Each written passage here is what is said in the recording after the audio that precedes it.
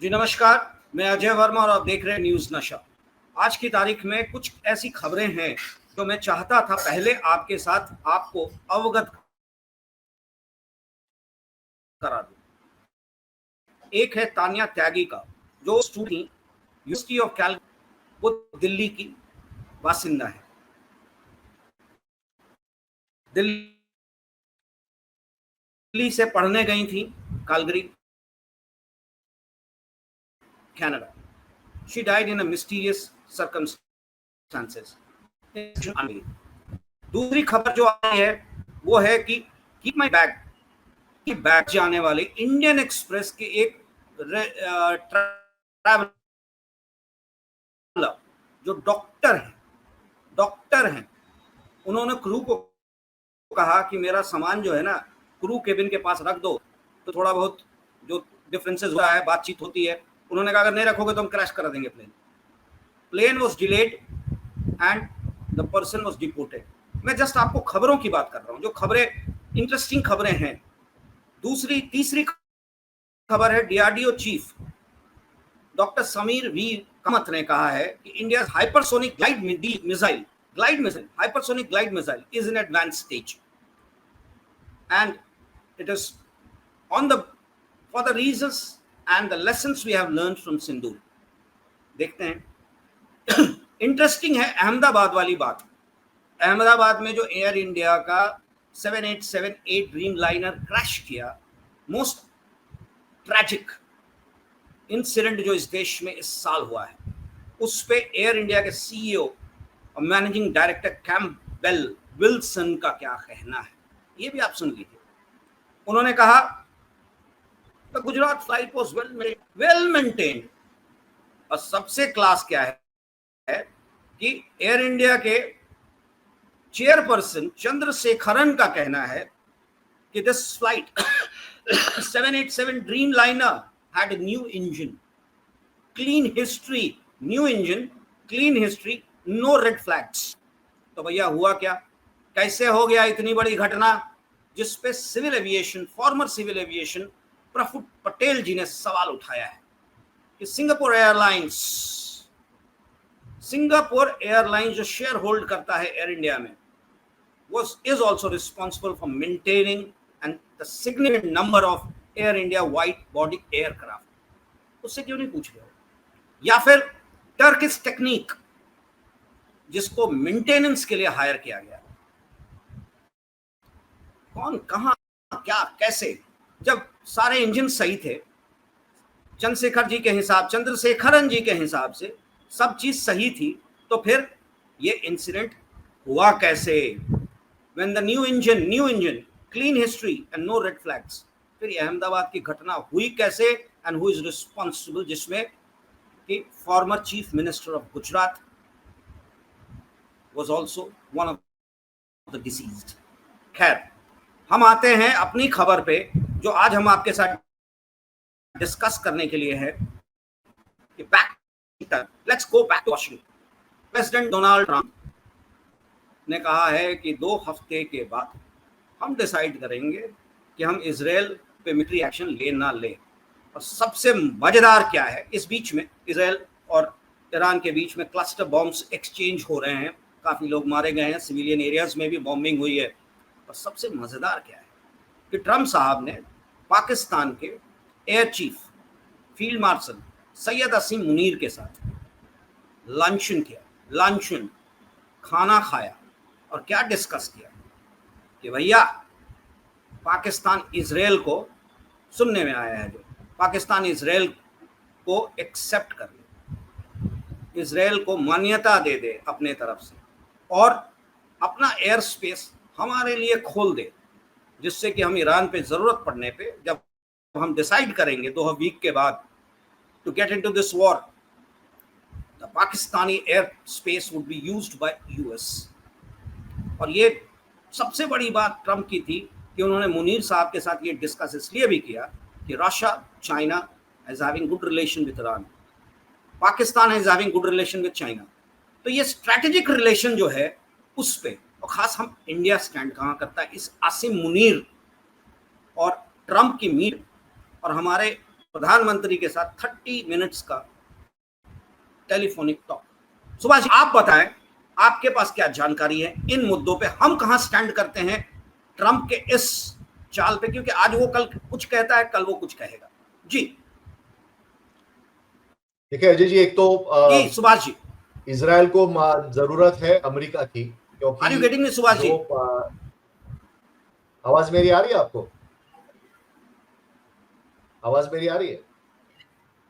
जी आ रही है, थोड़ी सी फॉम्बलिंग है, हो सकता है इको हो रहा है, इको हो रहा है, कोई बात नहीं, आप बोलते रहे। इजराइल को अमेरिका की जरूरत है और अमेरिका को पाकिस्तान की जरूरत है, क्योंकि पाकिस्तान एक ऐसा देश है जो ईरान से उसकी सीमा लगकर है, और इसमें अगर अमेरिका को कुछ ईरान में अपना सैन्य कार्रवाई करनी है तो उसके लिए पाकिस्तान की जरूरत उनको लगेगी, और ये पाकिस्तान की जरूरत लगने के लिए उन्होंने पहले से ही तैयारी इसकी की थी। जून 4 को जो 250वीं सैन्य परेड हुई थी अमेरिका में, उसमें पाकिस्तान के राष्ट्र ये जो सैन्य प्रमुख है उनको बुलाया गया था विशेष अतिथि के रूप में, वो वहां पे गए थे, और कल जो है उन्होंने व्हाइट हाउस में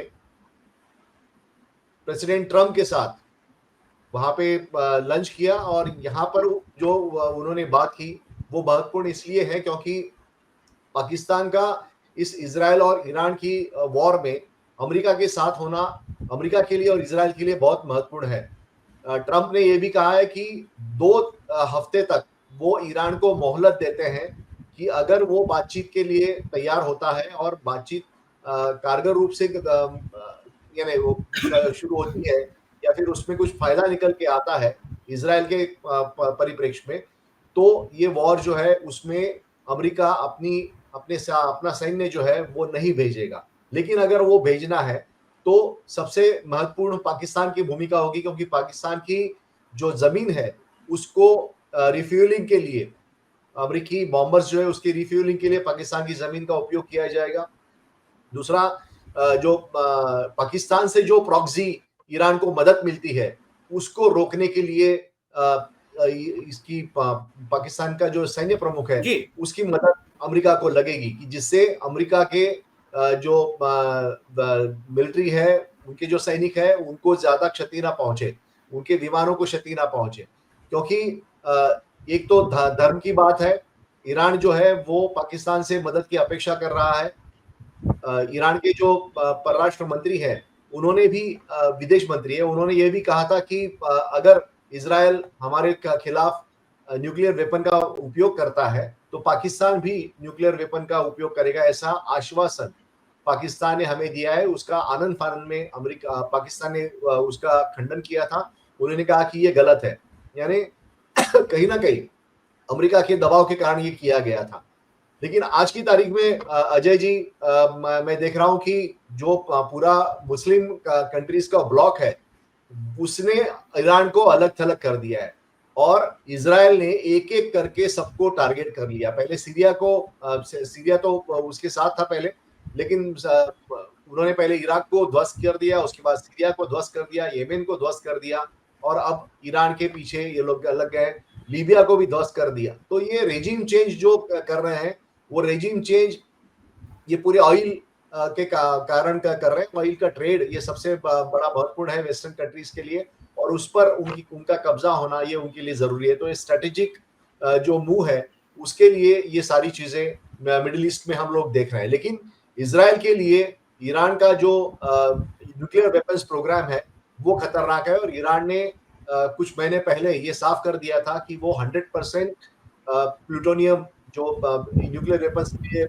लगता है उसका एनरिचमेंट करेगा, यानी वो वेपन ग्रेड एनरिचमेंट जो होता है वो करेगा। और अब तक वो 80% तक प्लूटोनियम का एनरिचमेंट कर रहा था, जो परमिसिबल है सिर्फ अब उनकी जो बिजली उत्पादन करने के लिए और शांति पूर्वक जो काम जिससे किया जाता है परमाणु ऊर्जा का, उसके तहत वो कर रहे थे। लेकिन अभी जो दिख रहा है कि ईरान जो है वो बिल्कुल वेपन ग्रेड प्लूटोनियम का एनरिचमेंट कर रहा है, और ये इजराइल के लिए खतरा माना जा रहा है। लेकिन ये भी बात है कि पहले पाकिस्तान का जो परमाणु बम था उसके बारे में भी इजराइल को चिंता थी, लेकिन अभी वो चिंता रही नहीं है, क्योंकि पाकिस्तान और अमेरिका के अच्छे रिश्ते हैं। तो इजराइल के लिए वो पाकिस्तान अभी उतना खतरनाक नहीं बन गया है, लेकिन ईरान खतरनाक बन गया है।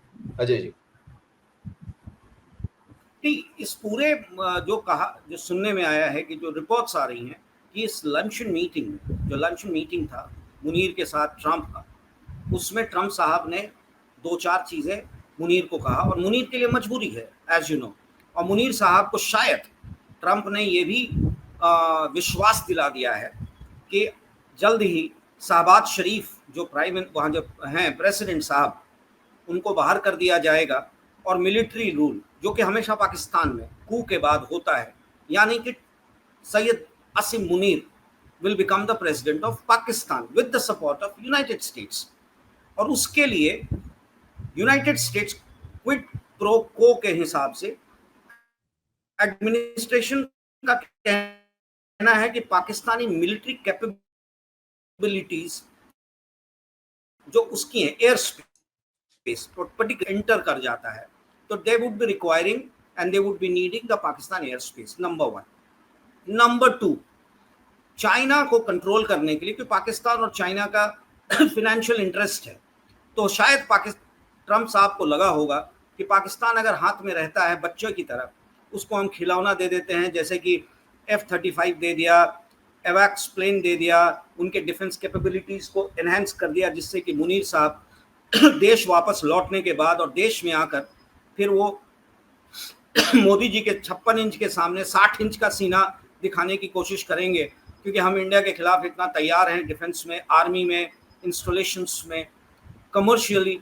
और दूसरा है कि ट्रंप साहब का इंटरेस्ट तो आपको भी पता है कि ये जो क्रिप्टो है, अर्थ मेटल्स हैं, उसमें भी है ना, अफगानिस्तान और सिंध एरिया, जो आपका बलूचिस्तान और सिंध एरिया है, उसमें ट्रंप की नज़र है। Trump is a businessman, more a businessman than a political head, तो उसकी इंटरेस्ट है बिजनेस में।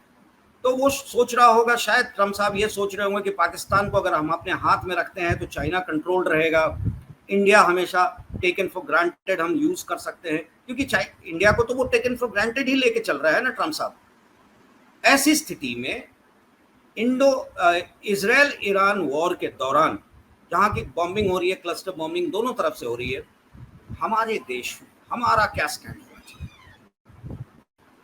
क्योंकि यूनाइटेड स्टेट्स अब बहुत, हमें नहीं लगता है कि ट्रस्टवर्दी है विद ट्रंप। रशिया के पुतिन साहब ने ट्रंप साहब को बता दिया है कि if you enter Iran Israel it would be catastrophic, आपके लिए मुश्किल हो जाएगा, यानी कि China, Russia and North Korea would be actively acting for Iran, क्योंकि दे आर सपोर्टिंग ईरान। अब ये इजराइल में आते हैं तो it's start of a world war, और जो अपना एरिया है जिसको हम कहते हैं साउथ एशिया जियोपॉलिटिकल एरिया, उसका इस्तेमाल होगा इन अ वे। एंड ट्रंप साहब की कोशिश है कि पाकिस्तान अपने ग्रिप में रहे, और मोदी जी ऐसे भी हमारे साथ हैं। तो हम कहाँ स्टैंड करते हैं आज की तारीख में? Strategically what India needs to do. Subhash, देखिए, एक तो मुनीर इनसे जो लंच किया ट्रंप साहब ने, तो ये प्रोटोकॉल तोड़ने वाली बात थी। इससे पहले जब भी कोई पाकिस्तान का मिलिट्री चीफ आता था तो वो बतौर प्रेसिडेंट करके पाकिस्तान का प्रेसिडेंट बन के आता था, और उसके साथ फिर अमेरिकी प्रेसिडेंट जो है वो बातचीत करते थे और उसको बराबरी का दर्जा देके उसके साथ लंच करते थे। लेकिन ये पहला वाकया है कि मुनीर जो ऑफिशियली राष्ट्र प्रमुख नहीं है उसके साथ अमेरिकी प्रेसिडेंट लंच कर रहा है, और इससे उसने एक ऑब्लाइज करने का काम पाकिस्तान के सैन्य प्रमुख को किया है, जिसके तहत वो जानते हैं कि असली जो सत्ता है वो ISI और पाकिस्तानी सेना उनके हाथ में पाकिस्तान में है। दूसरा, ये अगर आगे मुनीर की हिम्मत बढ़ती है और वो अगर मिलिट्री शासन जो है वो पाकिस्तान पे लगाते हैं, तो ये सबसे बड़ी यानी हार अमेरिकी थॉट्स की होगी, क्योंकि अमेरिका खुद को बहुत ही डेमोक्रेटिक कंट्री मानता है, लेकिन अमेरिका ने अब तक ऐसे कई काम किए हैं कि जो डेमोक्रेटिक तरीके से चुनकर जो सरकारें आई है, उनको खत्म करके, उनके खिलाफ कार्रवाई करके, उनके खिलाफ दगाबाजी करके, सीआईए के जरिए या फिर बाकी जरिए उन्होंने ऑटोक्रेटिक और जो डिक्टेटरशिप लाने वाले लोग हैं, उनको वहां पे स्थापित किया है। कभी भी उन्होंने डेमोक्रेटिक सेटअप को बढ़ावा अमेरिका ने अपने देश के बाहर नहीं दिया है। अब तो ट्रम्प साहब तो खुद डिक्टेटर बन गए, वो पल में तोला पल में मासा है। वो आज कहते हैं कि नहीं, वो इजराइल के पक्ष में नहीं जाएंगे, दूसरे दिन कहते हैं इजराइल के पक्ष में जाएंगे।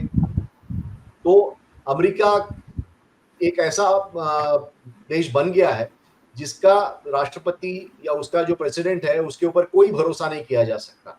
तो ऐसे में भारत को अपनी अपनी चीजें और अपनी जो पॉलिसी है उसके तहत काम करना पड़ेगा। एक अच्छी बात हुई कि हमारे प्रधानमंत्री ने कह दिया ट्रम्प साहब को कि कश्मीर की में हमें मिडलमैन की जरूरत नहीं है। ये अच्छी बात कही, क्योंकि ये बरसों से भारत की नीति रही है, विदेश नीति रही है कि पाकिस्तान या कोई भी कंट्री है उसके साथ वो वन ऑन वन बात करेगा, मध्यस्थ उसको नहीं चाहिए। शिमला एग्रीमेंट उसी तहत बनाया गया था, जिसके तहत हमने 94,000 पाकिस्तानी कैदी वापस दे दिए, लेकिन हमने उसमें पाकिस्तान को कान पकड़ के कहा कि जो भी आगे मसला होगा वो हमारे बीच में रहेगा, तीसरा कोई नहीं आएगा। और पाकिस्तान ने ऑपरेशन सिंदूर के मामले में ये भी मान लिया कि शिमला जो ट्रीटी है वो अभी भी जिंदा है। यानी इसका मतलब है कि पाकिस्तान भी जानता है कि अमेरिका और बाकी चीजें राष्ट्र जो है वो अपने हित के लिए उसके साथ खेलेंगे, लेकिन उसका हित कोई नहीं देखेगा। तो अमेरिका ने पाकिस्तान का उपयोग किया अफगानिस्तान वॉर में रशिया के खिलाफ, अब वो इजराइल के लिए वो ईरान के खिलाफ उसको लड़वाएगा। लेकिन पाकिस्तान की जो आवाम है उसको इसका कोई फायदा होगा नहीं, ये सब लोग जानते हैं। तो भारत ने यही देखना चाहिए कि भारत के पास आज पिछली जिस तरह से इंदिरा गांधी और जवाहरलाल नेहरू जी इनके समय में एक नॉन अलाइंड मूवमेंट के जरिए 100 से ज्यादा, मैं तो कहता हूँ 125 से ज्यादा देशों का एक समूह था, और जिसके तहत ये जो ब्लॉक था वो ये कोल्ड वॉर में अमेरिका और रशिया के साथ समान दूरी रखने का काम करता था, और एक भारत के लिए एक लीवरेज था उसका, भारत का एक महत्व उससे बढ़ रहा था। आज की तारीख में हमारे पास अमेरिका हमारे पास भरोसे का दोस्त नहीं है। रशिया से हम दूर जा चुके हैं, चीन से हमारा पहले से ही दोस्ताना उठ गया है, तो हमारे पास अभी कोई ऐसा बड़ा कंट्री जो है वो फिलहाल दोस्त नहीं रहा है।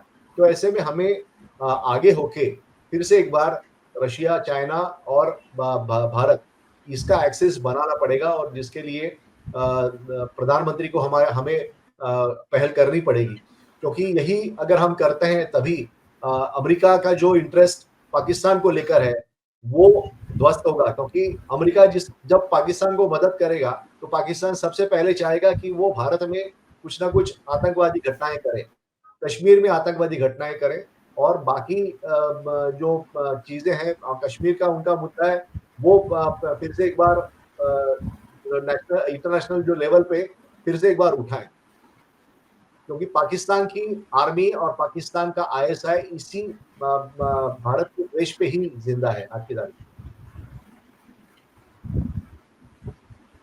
एक बात आ रही थी कि जिस तरीके से मैं ट्रम्प की बात ही कर रहा हूँ, तो पाकिस्तान की बात तो आपसे हो गई हमारी। बांग्लादेश में जिस तरह से इन्होंने फॉरेन एड्स को फ्रीज करने की बात की, और साथ में ये भी कहा है कि that can only happen again और can be revived once Bangladesh accepts Trump's or United States call to have its base in Bangladesh। यहाँ पर यूनाइटेड स्टेट्स, जो रिपोर्ट्स बता रहे हैं कि यूनाइटेड स्टेट्स की नज़र है, वो कह के आ रहा है कि हमारी कोशिश होगी कि ईस्टर्न पार्ट से, जो जैसे चाइना हुआ, क्योंकि उसको तो डर चाइना रशिया से है, और ईस्टर्न स्टेट्स को चेक करने के लिए will be having our base there. But in fact जो इंटरनल सोर्सेज हैं कि ट्रम्प साहब की ये कोशिश है कि पाकिस्तान एक है बांग्लादेश में भी अगर हम घुस जाते हैं पूरी तरह से, तो फिर India would be forced, and India would be forced to accept what United State या ट्रंप साहब की जो बातें आएंगी, हमें मजबूरी में मानना पड़ेगा, क्योंकि उनको डर है। आज भी ट्रंप साहब को शायद ये डर जरूर है कि इंडिया कहीं फ्लंक ना कर जाए और चला जाए राशन पूरी तरह से पुतिन साहब के साथ, और ब्रिक्स में ब्रिक्स नहीं, क्या वो है ना, इंडिया, रशिया, चाइना, जो एक ट्रॉइका बनाने की कोशिश है पुतिन साहब की, उससे रोकने के लिए ये शायद कोशिश ट्रंप साहब की है कि India should not move out of the western grip and move to the Russia, India, China troika. ये भी कोशिश हो सकती है, हो सकता है, क्योंकि रिपोर्ट्स की बात मैं कर रहा हूं। आपको क्या लगता है कि ये कारण भी ट्रंप साहब को नजर आ रहा है, क्योंकि India is a very strategically placed country, और इंडिया की जरूरत आज की तारीख में मार्केट हो, इकोनॉमी हो या पोजीशनिंग की बात हो, India is at a higher scale than Pakistan for United States, but Pakistan is important for United States in Israel-Iran war। जी अजय जी, एक तो अमेरिका ये जानती है कि सबसे बड़ा उसका जो दुश्मन है वो चाइना होने वाला है, और पिछले लगभग 10-15 सालों से अमेरिका के जो थिंक टैंक्स है उसमें यही बात चल रही है कि कैसे चाइना को काउंटर किया जाए, क्योंकि एक तो चाइना रशिया से भी ज़्यादा अमीर देश बन गया है, एक मिलिट्री पावर तो है ही है, लेकिन एक महासत्ता वो बन गया है आर्थिक विषय में। ऐसे में अगला जो वॉर होगा अमेरिका का वो चीन के साथ होगा, ऐसा अमेरिका के जो मिलिट्री एक्सपर्ट्स है वो मानते हैं, और इसलिए सारी जो चीज़ें या सारा जो डिज़ाइन है अमेरिका का वो चीन को घेरने के लिए है, इसलिए वो बांग्लादेश में अपना एक मिलिट्री बेस चाहते हैं। हालांकि पैसिफिक में पूरा उनका मिलिट्री बेस है, साउथ कोरिया में उनका मिलिट्री बेस है, जापान में उनका मिलिट्री बेस है, बाकी जो छोटे छोटे कंट्रीज है साउथ एशिया में वहाँ पे उनका मिलिट्री बेस है, लेकिन बांग्लादेश जिसकी जो चीन से बहुत ही नज़दीक है उसके वहाँ पे उनका बेस उनको चाहिए, और जिसके तहत चीन की जो एक्टिविटी है भारतीय उपमहाद्वीप में और खास करके बंगाल की खाड़ी में जो उनकी एक्टिविटी चल रही है उसके ऊपर वो नज़र रखें। तो भारत ने हमेशा इसका विरोध किया है, और लेकिन भारत आज की स्थिति में ट्रंप साहब के सामने बहुत ही मजबूर दिख रहा है, क्योंकि ऑपरेशन सिंदूर जो है वो हमने रोका, ऐसा ट्रंप साहब 13 बार अब तक कह चुके हैं, और उसके लिए मोदी साहब ने एक भी शब्द नहीं कहा है कि ट्रंप झूठ बोल रहे हैं। तो इसका मतलब है कहीं ना कहीं सच्चाई है कि ट्रंप ने दोनों को धमकाया और ये ऑपरेशन सिंदूर जो है वो रुक गया था। तो ऐसे में भारत को अपने पत्ते खुद खेलने होंगे, ट्रंप पर विश्वास करके भारत का कुछ होने वाला नहीं है। तो ऐसे में ट्रंप के खिलाफ एक एक्सिस बनाना पड़ेगा, लेकिन उसके लिए अमेरिका के सामने खड़ा होने की हिम्मत क्या नरेंद्र मोदी के पास है। जिस तरह से यूक्रेन के जो अध्यक्ष है जेलेंस्की, उन्होंने तीखे तेवर दिखाए ट्रंप के सामने, ट्रंप उसका कुछ नहीं कर पाए, वैसे ही भारत तो उसके यूक्रेन से भी बहुत बड़ी सत्ता है, बहुत बड़ा आर्थिक और मिलिट्री उसकी अहमियत है। ऐसे में ट्रंप के सामने खड़ा होना भारत के लिए जरूरी है, और अगर वो खड़ा होता है तो उसके साथ रशिया और चीन भी खड़े हो जाएंगे, ऐसा मुझे लगता है।